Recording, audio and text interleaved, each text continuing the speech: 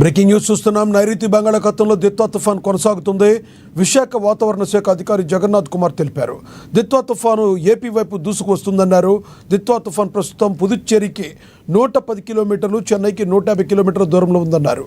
రాగల 24 గంటల్లో ఇది తమిళనాడు దక్షిణ కోస్తా తీరానికి సమీపంలో సమాంతరంగా ప్రయాణిస్తుందన్నారు. ఈరోజు దక్షిణ కోస్తా తీరం వెంబడి 50 నుండి 60 కిలోమీటర్ల వేగంతో ఈదురుగాలులు ఉంటాయని తెలిపారు. దక్షిణ కోస్తా రాయలసీమలో Guntur, Prakasam, Nellore, Chittoor, Kurnool, Kadapa flash flood alert పడతాయని అన్నారు. ప్రకాశం, నెల్లూరుకి రెడ్ అలర్ట్ జారీ చేశామని తెలిపారు.